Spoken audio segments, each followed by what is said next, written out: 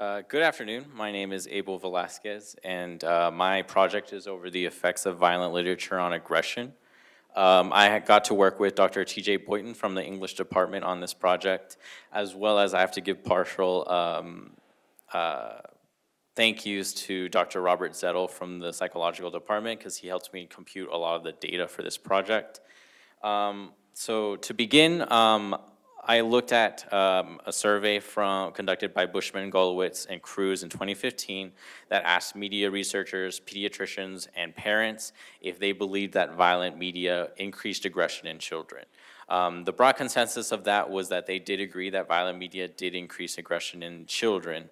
Largely from that, they said that violent films and violent video games were the highest, agreed that they increased aggression.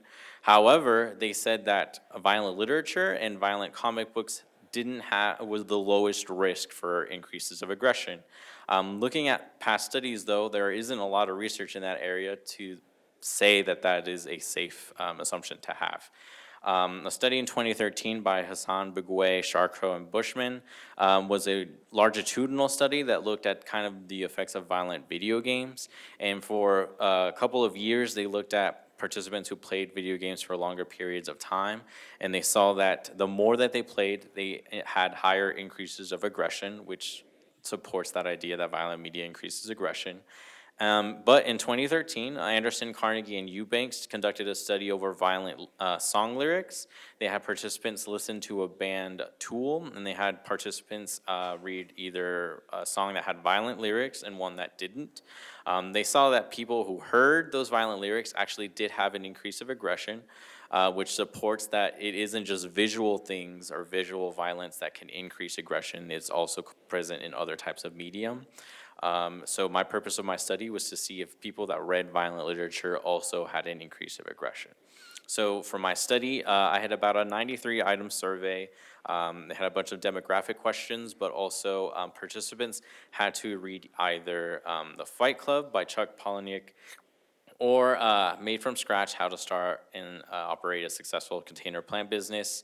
That was more of our neutral, kind of just general passage. The Fight Club was more of our violent, experimental variable, and to see sort of glorifying violence in the chapter itself.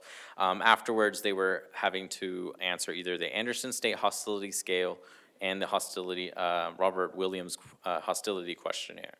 The Anderson State Hostility Scale had a varying degree of emotions, so it has I feel angry, or I feel happy, I feel like banging on a table, and it's on a 5-point Likert scale, so participants say whether they strongly agree with those or strongly disagree with those. And the Redford-Williams was more of a situational questionnaire, so it has things like if you heard a group of teenagers in a car and they're blaring loud music, would you say, oh, it makes your blood boil, or would you be more passive and say, oh, that's why teenagers have bad hearing?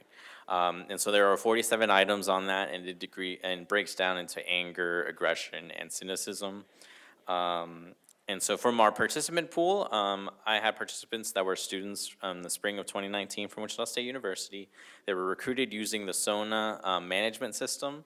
The survey itself was created on Qualtrics, and that's where participants got to take the study. 122 students participated in our study, 70% female and 29% male. The study plan and materials were all approved by the Institutional Review Board, and they were on SONA for about 3 weeks. Our ethnic breakdown had about 69% white or Caucasian, 11% Asian, 10% Hispanic, and 8.1% Black or African American. The results section, so looking at the hostility scores, we saw that there was a small increase for those that did read Fight Club.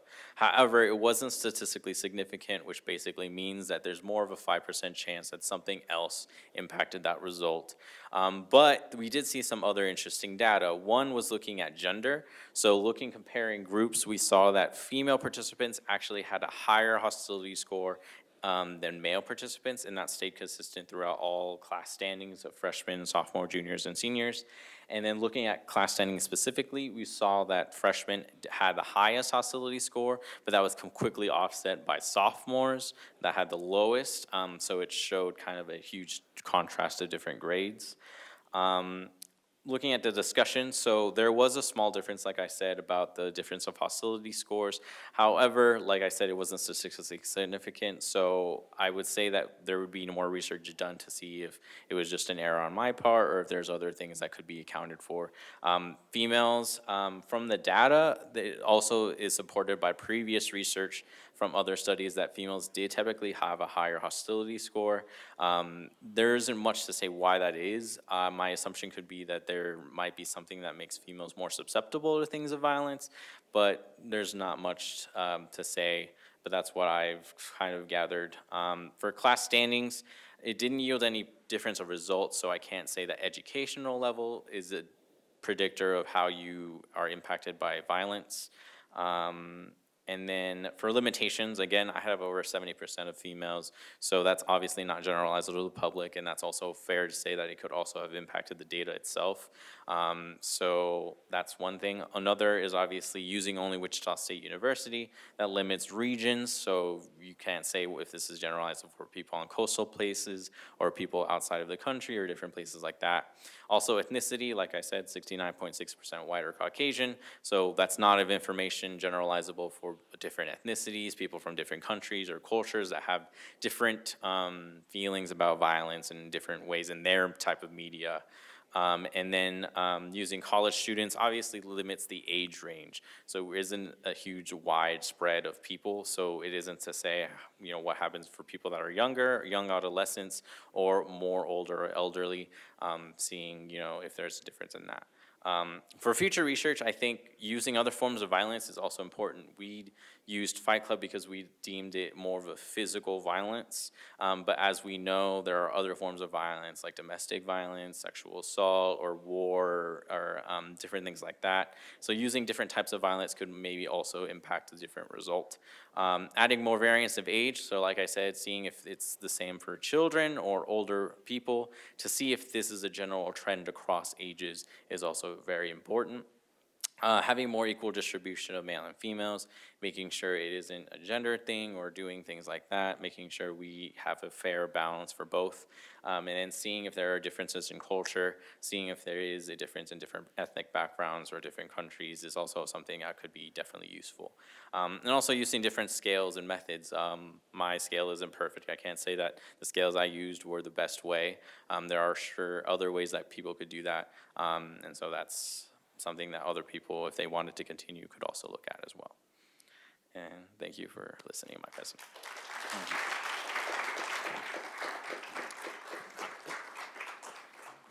Are there any questions?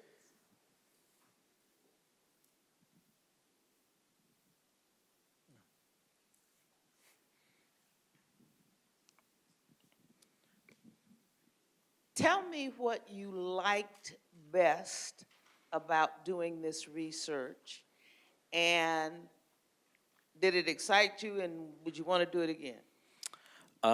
Absolutely. I think what I liked the most was really seeing the process of researching a topic and really seeing what the overall research is in that area.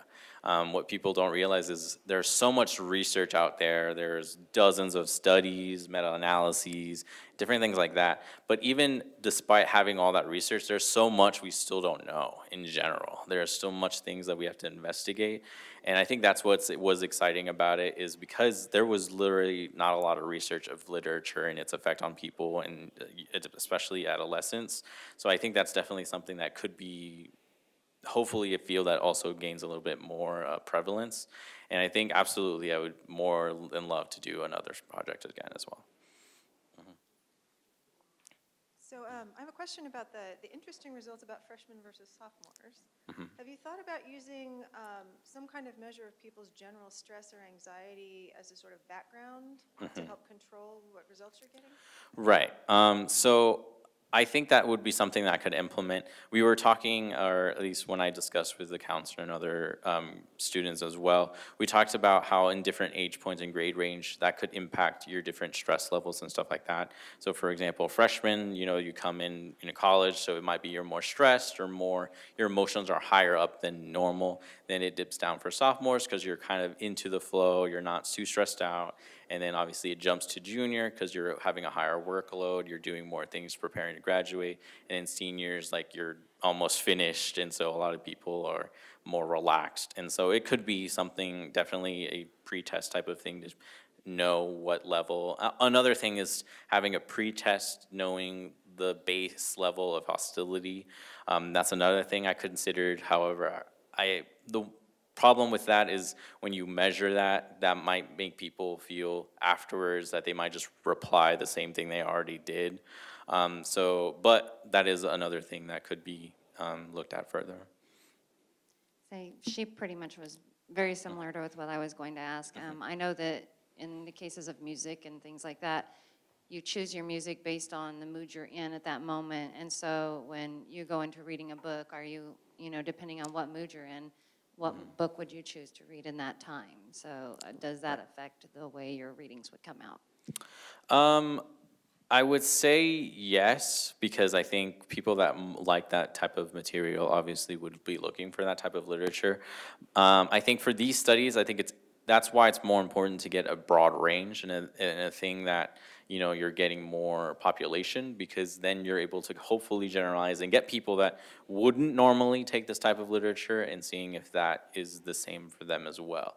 But yeah, obviously people that like that type of stuff are gonna go and read or listen to that type of thing, so that's obviously impact as well.